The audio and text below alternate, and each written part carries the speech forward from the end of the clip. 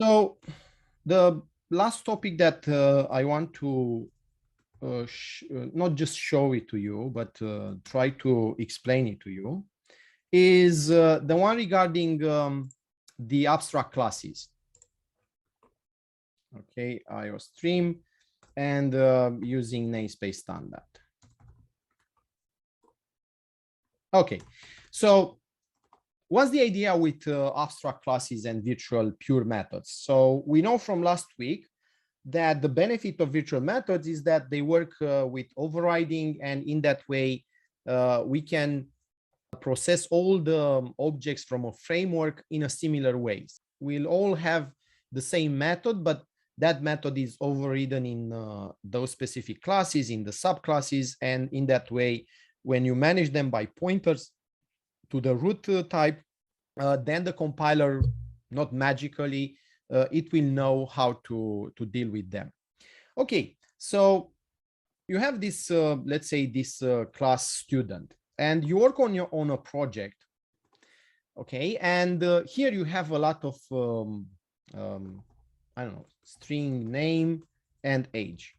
Okay, so you have attributes and you work on this project. You got some specifications regarding what the student class should include.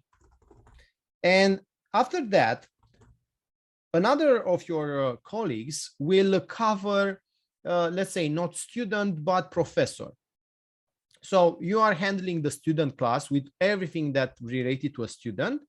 And another colleague of you will handle the professor class, which it's from the same environment, educational environment, but obviously they have different attributes, different roles, and different functions. Okay, so this is your colleague class, prof. And again, maybe you have name, maybe age is not important, maybe here it's more important the course name, okay, and so on, and other stuff. Okay, so you have all these classes. You are a team of two. This is your class, and this is the other class. And there is another team member which is managing the interface, is managing the application itself. So that person needs to handle both students and professors, because the application will help the faculty to manage these two resources, students and professors. So at this point, they know that that person, based on overriding and inheritance, can handle both students and professors in the same bucket by using pointers to the base type. So at this point, let's say, and this is the way actually the project starts, someone will say to you and to your colleague, hey, all this stuff, because you see it's repeating, we don't want to include it here. You start with the person class, so you don't need the name here and age, and maybe the student will have only the faculty at which he or she is enrolled. So again, to benefit from inheritance, and your duty is to extend person, because you don't want to redo all the stuff which is already done in person. So right now you see the team is starting to collaborate, but at this point, you don't need to talk with your colleague which is managing the professor class, because you see, you can work independently from him or her because you all got the same rules from the team leader, that everybody should extend person. And because you have this contract, okay, and you see I introduced this concept as a contract, and you know it from other economics or other courses, finance, accounting, and so on. A contract means that you have some benefits, but also you have also some responsibilities, okay, something you need to do in order to get the benefits. So this is the contract between the team. All these classes, no matter the by which developer they are implemented, all these classes, they will inherit the same parent person. Now, if everybody is doing this, the other team member which is managing the entire application will have the power to do this, which is what we discussed last week, to create this array of persons. Okay, let's go for a static one. And here in this array of pointers to persons, that developer can handle any, either student or person, okay? They can store anything here. Okay, new prof. Okay, so based on inheritance, they can do this. Okay, and everybody will be happy because you collaborate and you don't need to exchange emails or a lot of time-consuming messages. Now, at this point, your team leader will say to you, hey, I will ask you, and you have a, let's say, I don't know, a meeting over Zoom. And your team leader will say, you need to provide a method which will return the description of the student, if you are managing the student, or the professor. And the leader will say that method should be named get description. So the meeting is over. You remember that you need to do this. So you will have this.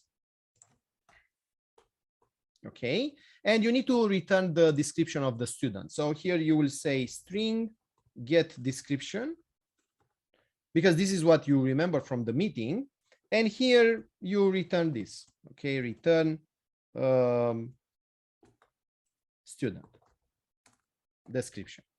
Okay, now your colleague who was attending the meeting, but I don't know, maybe was thinking to or talking to another person, didn't got the idea. And after that, he asks you, hey, what do we need here? And you just say, hey, just implement the get description. And now your colleague will do this. Okay, so you see, I have here a different name just to show you different cases that might happen. Okay, prof description. Okay, so at this point, you have a get description which looks like this, return a string, and it has this name, and your colleague has get description which is spelled like this and returns void because it's doing the printing here. So we know from inheritance that if you have a method here in your person class, for example, if again the lead will say this,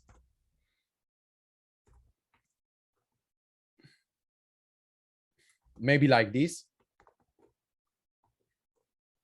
Okay, and here you have a basic return person. Okay, in this case, if all these classes will override this method, which, and we know that overriding means keep the signature, here you can process all this stuff in the same way. This is the advantage of overriding and handling using upcasting. Remember, this is upcasting here, okay, to manage all this stuff in the same way. So you don't need to remember a lot of function names to handle different functions. You just say persons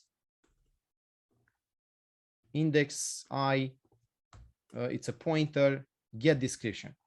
And now you print this, okay, it's returning, cout end line. Okay, so, and now everything will be processed. And now if this function is defined virtual, we know that if those two classes will override this method, here you will see the description of a person, and for the second pointer, you will see the description of a professor. Now, is this going to work? No. Why? Because you see here, you have a different header. Here you understood that you should override this method, but maybe, yeah, you missed this letter. So you were close, but it's not the same.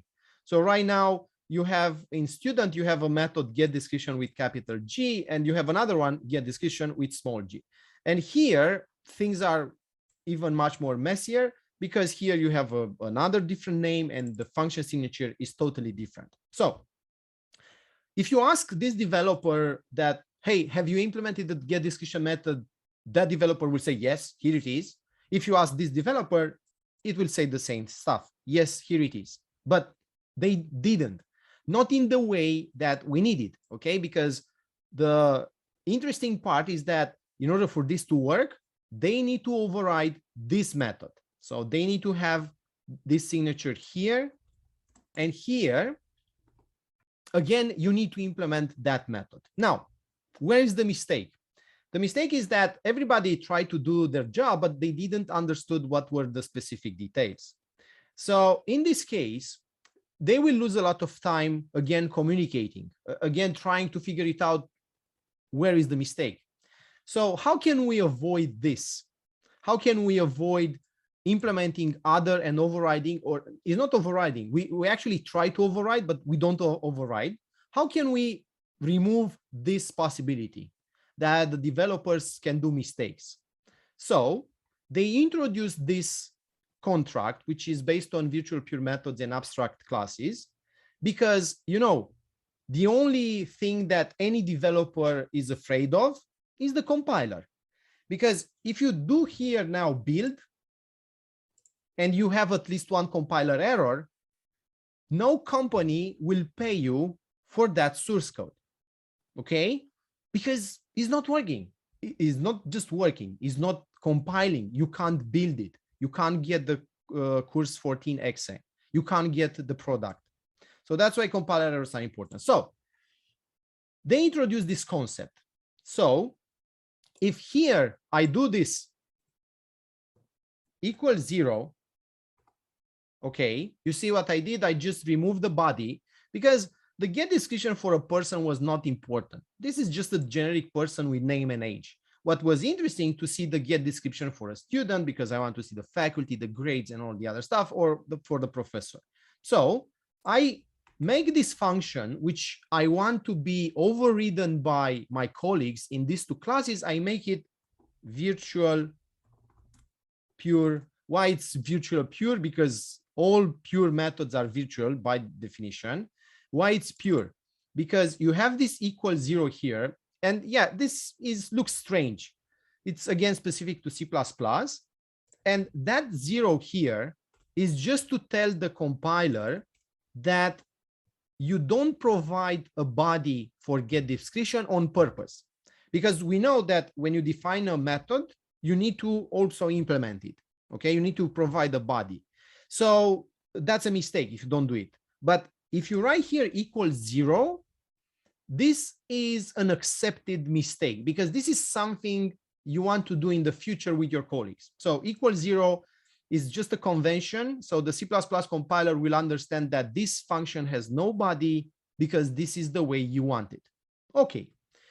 Now, in other languages, this is called an abstract method. Why it's abstract? Because it doesn't have any body, right? It's an abstract. So if I ask you what get description is doing, you don't know. No, I don't know. It's an abstract function. I don't have any idea. Why? Because you don't have a body to check. Okay, so these are called abstract methods, and you will hear this in 4 weeks from now in at least those two courses. Okay, so what's the reason to define this method without, yeah. So when you write equals 0 here, is just to confirm to the compiler that you don't want to provide a body to this method. So you don't get a compiler error because of that, because otherwise you will get it, okay, when you try to use this method. Okay, now, why would you do this? This is the catch. Right now, everybody which is inheriting person is implicitly signing a contract, and the compiler will oversee the contract, which means if you extend the class which has at least one method like this, so here you can have a lot of methods, okay, for example, get name, but you have at least one virtual pure method, okay. So if you have at least one method like that without a body and with the equal 0 here, then any class which is inheriting this one is forced, not by me, not by emails, not by the meeting that we had last week, it's forced by the compiler to implement and override this method. And this is perfect because I don't need to ask you, because you see, if you implement this class right now and you want to test it, everybody's testing the source code, right? To be sure that it's working. If you try to do this, you see, you get a compiler error when you try to create an object for that class. And this is what it's saying. Object of abstract class type person is not allowed. Function person get description is a pure virtual function. Now let's check the prof. Sorry, here I wanted to test the student. Let's change to student. Again, object of abstract class type student is not allowed. So what the compiler is saying, if you have at least one virtual pure method or an abstract method in your class is abstract. And because you have that, I will never allow you to create an instance of that class, which means you can't create objects. You can't test it. And now it's giving you the reason. You see, pure virtual function person get description, which means you inherit it from person, has no overrider. And I think we are at a course, at an English course. I think for us, it's plain English, which means if you want to test the class, if you want to use the student class, you need to provide an overrider for this method, which means you need to override it. So I will take this method, I'll put it here, and now I will say return student description. So right now, by doing this, now I can test student. Now my colleague, you see, it has the same error. So my colleague will be forced by the compiler again. No one needs to ask him or her anything. The compiler will do the job. Here, all the developers which are creating classes which inherit that person, they will be forced to do this, because otherwise they will have a compiler error and they can't build, they can't test. So in this way, we accomplished what we wanted, and we don't need to spend time in meetings. I don't need to write emails. I don't need to call you each day and say and ask you, hey, did you implement it get description? No, because if you can build your project, if you can test your class, I will know that you inherit person, and I will know that you have overridden this one. And this is actually why they introduced these methods. They are called contracts between developers, between frameworks, because you see, the contract is overseen by the compiler. It will force everyone to comply with that contract. Okay, so right now they will know that they need to implement this method. They get the method signature from the compiler error if you check it again. So they don't need to do this or this. Okay, and everybody now it's on the same page. And now this will work, because you see, by definition, all methods, pure methods or abstract methods are virtual, because I need to make them work here with pointers to the root type. And I will know that they have overridden. And now someone will say, yeah, but can you use person?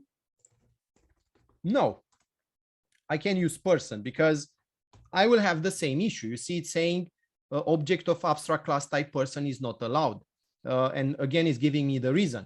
So some of you will say, so what will be the reason for person? You see, the reason for person is not actually to allow us to create persons, because a person for this software with faculty stuff is too generic. But the role of the person is to give a head start to the developers. So they don't need to spend time to cover common stuff, which is common to students and professors, like name and age. So this is a head start. Everybody will build on this generic person, because here you can have a lot of methods which are handling this stuff here. And the role of the person is actually this. By using upcasting to allow us to do this, to create an array of pointers to this type, because you see, no one says that I can't define a pointer. And this is the trick. So if I say person, pointer to person, it's okay. Because remember, when you define a pointer, you are not creating an object. This is just a pointer. What's the value of this pointer now? Null pointer. So I can define pointers of abstract classes. And because I can define pointers, I can define an array of pointers. And because I can do upcasting, I can use those pointers to handle actually the stuff that I want to use, students and professors. So this is the role of the person, to be a common type, to be the root of the framework of the classes that you will use here in this project to manage faculty university stuff. Okay. And the second role is this one, to provide this kind of contracts. Because if you give me here a lot of virtual pure methods, which are important methods for a person, then you know that in your team, all the developers will override them. So this is very important, because otherwise they will do things differently. They will change maybe the name. Maybe they will understand that this should return a void or whatever. So you spend a lot of time trying to bring everybody on the same line, on the same page. But with abstract classes, you can do this instantly. And that's why they introduced this. This is like your employee was asked when they designed the object-oriented philosophy, what tools the language should have in order for you to be productive. Okay, so this is like the industry has designed a language which will help the developers and the industry itself to be more efficient. Okay, to try to make the communication and to bring everybody on the same page, especially in complex projects.